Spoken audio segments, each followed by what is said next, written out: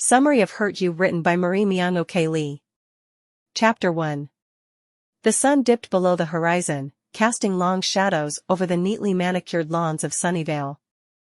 The Kim family had recently moved to this seemingly idyllic suburban town, seeking solace from the constant turbulence of their daily lives. Georgia, the narrator, was still grappling with the abrupt shift from the cramped, communal living of their city apartment to the vast, silent spaces of Sunnyvale. And Appa, her parents, were caught in a perpetual dance of discord. The daily arguments that once acted as a pressure release now felt like an unresolved storm, constantly brewing. Georgia observed this with a mixture of resignation and concern, her gaze often meeting Leo's, her brother who couldn't make eye contact due to his disorder. Reflecting on her parents' past, Georgia yearned for a glimpse into the time when their love was the guiding force.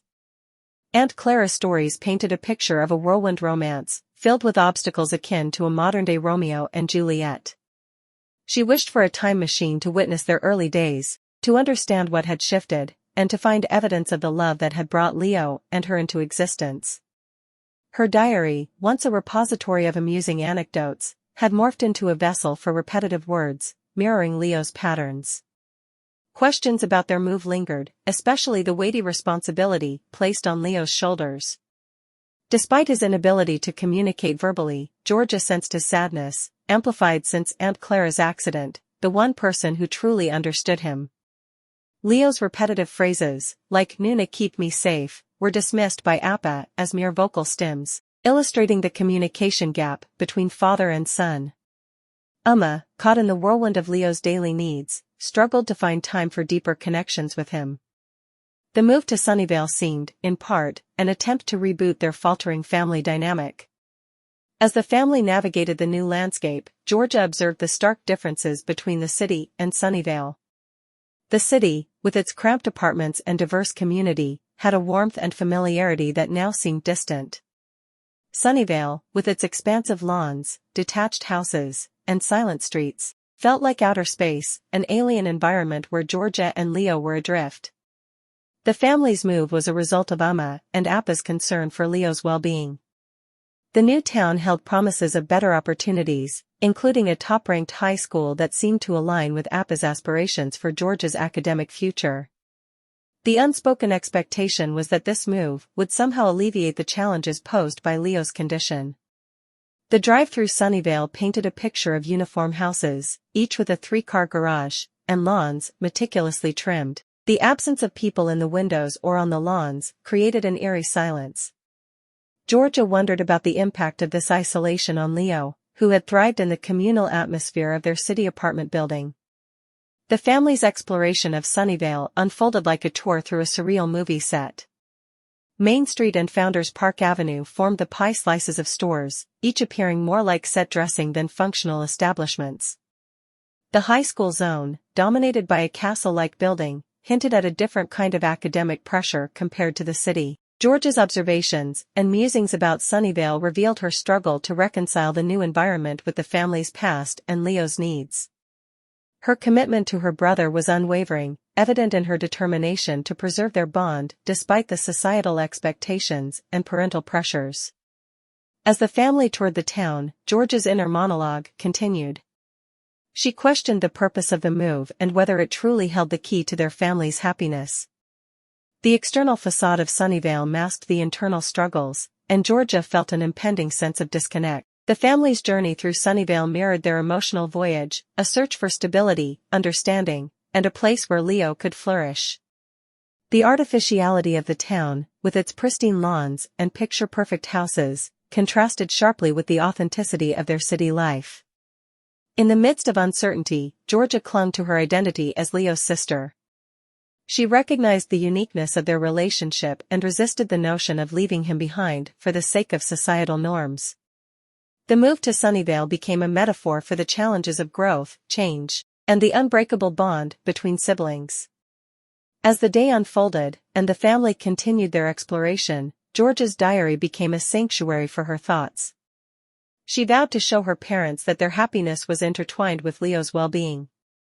The looming academic pressures and societal expectations seemed inconsequential, compared to the depth of connection she shared with her brother. The Kim family's journey through Sunnyvale was a poignant exploration of family dynamics, societal expectations, and the resilience of sibling bonds. George's narrative provided a window into the complexities of navigating an unfamiliar environment while grappling with the challenges of caring for a sibling with special needs. The move to Sunnyvale was not just a physical relocation but a symbolic journey of self-discovery, defiance, and the unwavering commitment to family. Chapter 2. The sun hung low in the sky, casting a warm golden hue over the quiet suburban streets of Sunnyvale. The air was filled with a sense of anticipation and nervous excitement as families prepared for the imminent return to school. For the protagonist and their family, however, the preparations took an unexpected turn as they belatedly discovered a crucial email labeled "Reminder" and "Urgent" nestled among the myriad of other messages flooding their inbox. As the protagonist scrolled through the email, they realized the gravity of the situation. A detailed list of back-to-school supplies was outlined, including everything from the mundane number 2 pencils to the oddly specific requirement of a waterproof backpack with a Kevlar insert and laptop sleeve. The list also included disinfectant wipes, masks, and even a TI graphing calculator, with a cautious note to check with individual teachers for the exact model. The protagonist couldn't help but chuckle at the unimpressive typos and misspellings in the supposedly urgent email. Despite being part of what seemed to be an impressive school district, the communication left much to be desired in terms of professionalism. The family had been engulfed in a whirlwind of activities, supervising movers, unpacking boxes, settling into a new house, and registering the protagonist's brother, Leo, for school. Leo, who required specialized attention due to his special needs, had additional challenges, including coordinating various therapy sessions. The protagonist's parents had also juggled the daunting task of finding new medical professionals, neurologist, endocrinologist, hematologist, and geneticist, who accepted their insurance. In the midst of this chaos, the email had slipped through unnoticed until the night before school started. Despite the overwhelming circumstances, the protagonist's mother, remained composed. "At least they sent a reminder," she remarked optimistically, acknowledging the opportunity to gather the required materials in the limited time left. The protagonist couldn't help but ponder the irony of a supposedly affluent school district mandating families to purchase their own supplies. "What kind of public school makes you buy stuff? And I thought this was the rich school district," the protagonist exclaimed, highlighting the unexpected financial burden. Explained, "Mostly stationery supplies, probably to keep things standard." The protagonist playfully joked about leaving their diamond-crusted Louis Vuitton notebook at home to avoid showing off. Despite the stress and unexpected expenses, a light-hearted banter emerged, providing a momentary relief from the overwhelming tasks at hand. In an attempt to address the urgent need for supplies, the family decided to embark on an outing. Suggested a visit to the Korean shopping center in Sunnyvale, a novel experience for the family. As they arrived at Pecan Plaza, a seemingly un-Korean named shopping strip, the protagonist couldn't help but marvel at the rows of Korean-language signage in the far corner.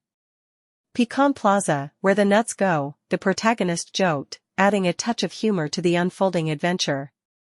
The family's destination within the plaza was Ararang Market, a store that seemed promising for acquiring the needed stationery supplies.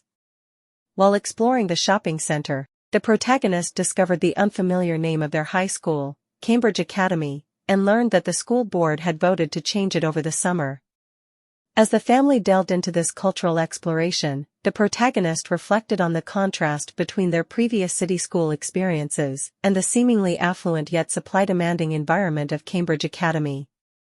The journey continued as navigated through the Korean shopping center, finding the designated store for stationery supplies. The family's experience in Pecan Plaza offered a glimpse into the diverse community of Sunnyvale, where a Korean shopping strip existed amidst what initially seemed like a predominantly white neighborhood. The protagonist's thoughts returned to the to-buy list and the unexpected burden it placed on families. In the city, where resources were scarce, the protagonist had never been required to buy supplies. The city schools struggled with basic necessities, and teachers often paid out of their own pockets to provide essential materials for students. Now, In the seemingly affluent suburb, the protagonist questioned the necessity of purchasing supplies when the school should have ample resources. The realization dawned that the family's previous notion of free education came with hidden costs. Pecan Plaza, with its diverse offerings, became a microcosm of the protagonist's evolving understanding of their new community. The family's outing included a potential haircut at Bomb Haircuts, a Korean barber shop, where the protagonist considered a trim to manage their famously unruly hair. As Uma deciphered a parking meter labeled Curly and Sons, the protagonist and Leo observed the Korean signage, feeling a sense of delightful disorientation. The shopping center presented a unique blend of the familiar and the foreign, offering a glimpse into the multicultural tapestry of Sunnyvale. The protagonist's reflections on the unexpected twists and turns of their back-to-school preparations unfolded against the backdrop of cultural discovery and family bonding. In the face of challenges and uncertainties, the family embraced the journey with resilience and humor, finding moments of joy amid the chaos of change.